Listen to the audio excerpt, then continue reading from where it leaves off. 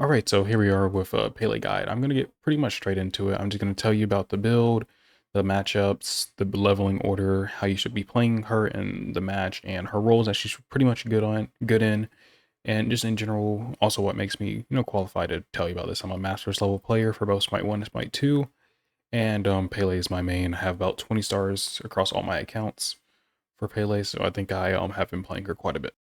Okay, so now that we're getting into the builds, this is a build that is going to be your bog standard. My most commonly run build when I'm playing to win is going to be a high pen, high power, low cooldown build, because on Pele you don't really need cooldown as much as other assassins.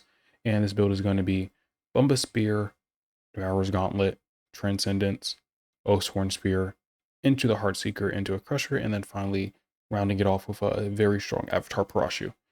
Pretty much what this build is just going to do in general is you're sacrificing a little bit of your early game, very little, because Pele already has a good early game within herself and her base kit. So you're not even losing that much to do this. You're also getting lifesteal very early on.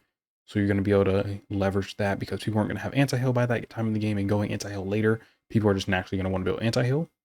And it allows you to have that flexibility of maybe, oh, maybe I do want to switch out my Crusher for a lifesteal item if you see no one's going anti-heal, to lean even more into that Pele lifesteal. But in general, this build is just going to sacrifice a little bit early game for an extraordinary late game. And you're getting 40% pin by your third item. Because once you go Sworn Spear, you're probably going to have Transcendent stacked up. You're going to have Gauntlet of Thebes, or Devourer's Gauntlet, especially stacked up. So, in general, you're looking to aim by this third item to have both your stacking items done. And you're going to be rotating. Every fight you can take, you will take. Because you are unkillable with this build. Now, going on to a second build. Okay, now in this second build, this is more of a more standard jungler build. A little bit more still geared towards the Pele with the Oathsworn Spear, where I think it's just highly valuable on her. Even Bumba's Spear is still very highly valuable just because you want to get your ult off faster with the attack speed too. But in general, the build is going to go Bumba's Spear, Jotun's Wrath, or Revenge, I guess, is now is what it is. Oathsworn Spear into a Hydra's, into a Crusher, into the Heartseeker, and then finally you're gonna round it out with a Titan's Bane. You could shift that last item depending on how many tanks are in your game, but with how prevalent hybrid is right now, it's likely that you're gonna go that Titan's Bane in that last slot. So what does this build really accomplish? You're really just getting cooldown on early, and you're gonna be wanting ganking a lot earlier and a lot more frequent than with other build where you're really trying to farm and then you're trying to gank. And ganking also is really good with stacking items just because you get more damage from enemy gods and build up your stacks faster. So either way, it's still pretty good. But with this build, you're a lot stronger a little bit earlier with your Jotuns being on a way lower cooldown for your ultimate and just giving you a more instant burst of strength. 5 more, really not anything crazy, right? Just 35 strength. But really your Oathsworn Spear is going to be your huge power spike of that build, where you're really getting an influx of, probably at that point you're level 10, level 13-ish, around that range. And you're going to be bursting gods down at this point. As soon as you hit them with ability, you'll be shredding them of so many protections. And then you're going to go into the Hydras, but the Hydras is really allowing you to get those auto attack cancels in that Pele loves. And is going to be doing a lot more damage to any other item at that point, like Crusher, subsequence. That don't sound right. Subsequent hits, that sounds better, of Crusher will do just less damage. I believe that might be the same thing for Heartseeker, but I'm not fully sure. It might not be. But in general, this is just going to be your most powerful item at that point. And then later on, you start going your 3-pin items, Crusher, Heartseeker, and Titan's Bane for that reason. And I think mainly this build is just a lot more solid if you're kind of scared to go that double prots or double stacking items, just because in general it's a lot harder to get away with it if you're not, understanding Pele's power spikes, what Pele's good at. But in general, I think that build is slightly better just because you're playing more into Pele's strengths and not having to go cooldown to sacrifice your early game, your late game damage per se. All right, and lastly for this last build, this is really if you're going to go a scummy tank build, hybrid build, you're going to go, I'm not going to cover this for that long because I don't even like going these builds because I think it's just kind of annoying. Also, a big thing you might notice that I don't really like Lifestone Pele because I just think it's a very waste of a slot because people are going to go anti-hero if you go that much Lifestone Pele, and you're just Lifestone so such an expensive stat and such an overvalued stat that it's just not worth it because anti-heal is just infinitely cheaper and just have better items overall in general. So let's just get into this discussing tank build. You're gonna go Bumba's Hammer. You're gonna go Jotun's Revenge. You're gonna go into Oathsworn Spear, and this is gonna be your main damage. You're going to be still really strong at this point in terms of damage, and you're going to go into Mystical Mail. You could swap it out with the Void Shield, either way, either or. You even go Runeforge Hammer. All this is really interchangeable. I wouldn't go Mystical Mail last. That's the only thing. If you're gonna go, if you don't want Mystical Mail, you go something like Bubble, Magi's, or something like Mantle of Discord, something like that. Depending on you're getting CC'd a lot. But if you want to keep going a lot of value and a lot of damage, you would go this into a Void Shield for pin, into a Stone of Binding for more pin, and then into the Runeforge Hammer. I think Runeforge Hammer is best as the last item, just because you get more prots and you're usually lower cooldown at that point, so you're getting more CCs off. So in general, this is going to be your tank build if you really want to go disgusting build. I don't recommend it because it is not a fun way to play Smite, and you're a loser. Okay, now we're going to get into leveling. Leveling is a pretty simple task for Pele. Max your 1. Well, obviously you start with your 3 in the jungle, and then you go for your 1, then your 2, and then you max your 1. After that, then you put a point into your ult once you're level 5. Then after you're done maxing your 1, you max your 3, and then you max your 2. And then obviously put points in your ult whenever you can.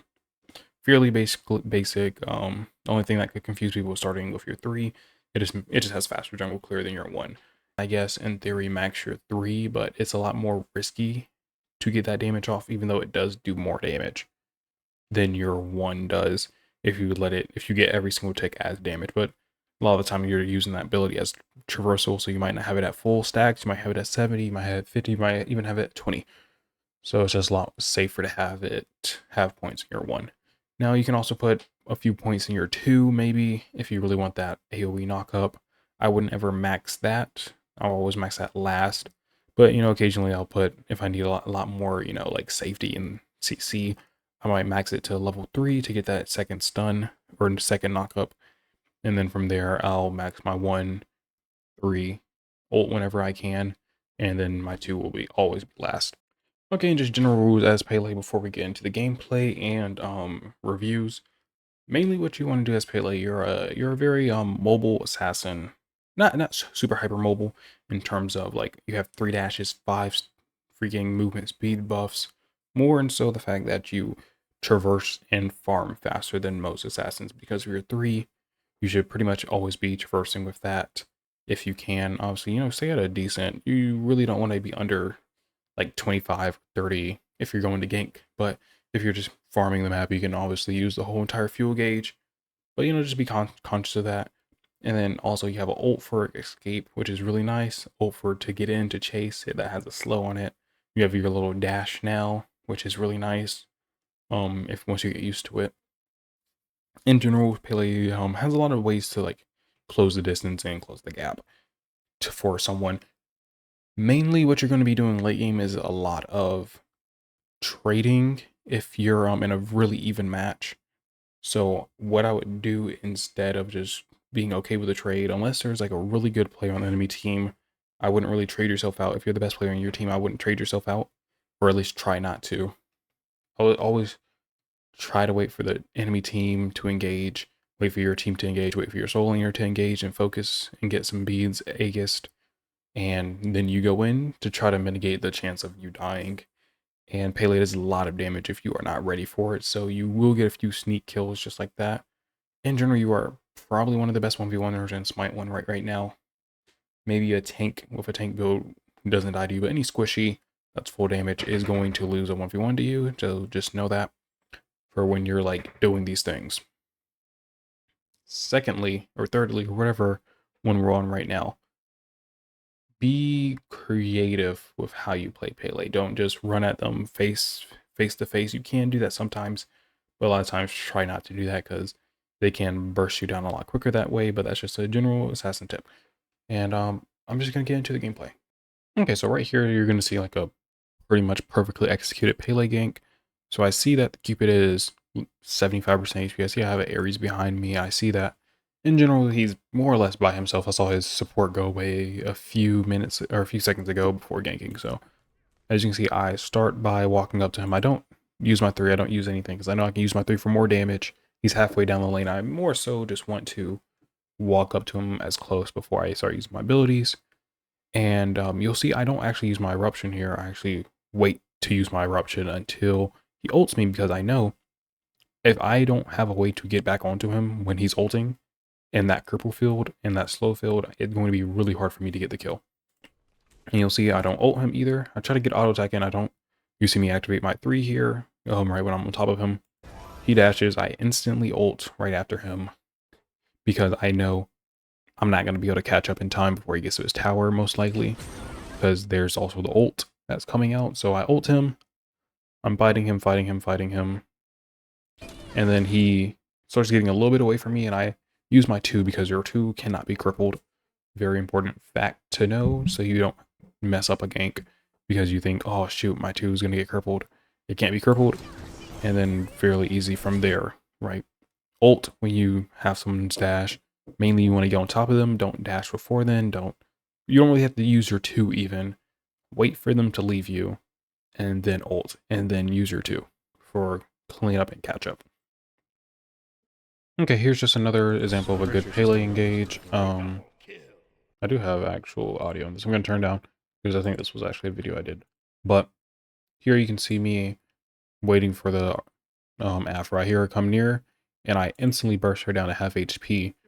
Once again, I have 2 stacking items. My Oathsworn Spear is on the way. Literally, if I backed right now, I think I have like 400 gold in hand, or 2,000 gold in hand, so I'm really huge right now. And you see me like just easily kill her, going for her. Here, I'm not ulting because I know she has ult and she's Afro.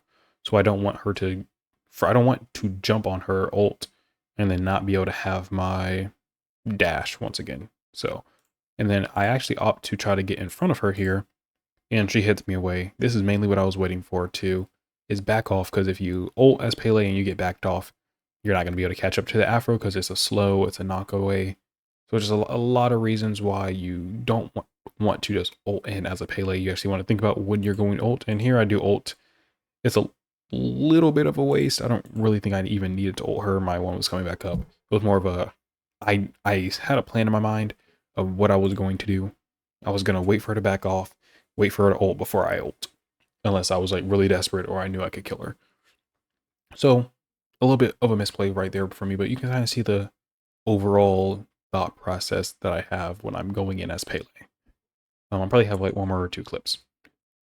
All right, so here's going to be one last thing. You see the Herc ultimate coming through, and I see that they're all stacked up. I'm thinking I'm about to get the fattest ult ever, but then I see Jingwei fly in, and I know she's an easy kill. She has dagger, so I'm going to really try to burst her down after this knockup. So bada bing, bada boom, look how much damage I'm doing. 190, 200, 300 to her from my 1. And I'm getting, look at all the yellow numbers. Yellow numbers are insane. But this is once again with the build I showed you. Trans, Devours. I flipped them this game. I think I was just trying something out, seeing how it was. Oathsworn, Heartseeker, and Crusher. You do so much damage. Another one, oh, my 1 is doing 300 to her, almost 400 damage. 500 damage with proc items right here. I kill Snatty. Pretty easy, and it's a pretty easy cleanup. So once again, I'm just hanging out the fight, not really going in, just waiting for the fight to happen, and then I go in when they least expect it, because as an assassin, I think that's just in general how you should play. And then I'm pretty sure I might be able to clean up this Hercules, I'm pretty sure, with the immense amount of damage I do. But yeah, in general, as Pele, you really want to be getting these clean fights, these fast engages, and actually thinking about when you're going to ult, because your ult is like your most what should I be doing ability, right? So in general, let me go ahead and stop this. Is obviously we're in the game here. There it is. So in general, what you really want to be doing is face cam died, but I'm back. So just in general, overall, you just need to be thinking about your engages with Pele. I hope this kind of helped you understand how you should engage with Pele, how you should gank. your kind of build order that you're really looking for. And if you really just want to see a full gameplay video, I have plenty on my channel. I'll have probably about 15, 10 to 10, just going over Pele and just playing her. So if you really want to play Pele, just look at my other videos. Thank you for watching. Peace.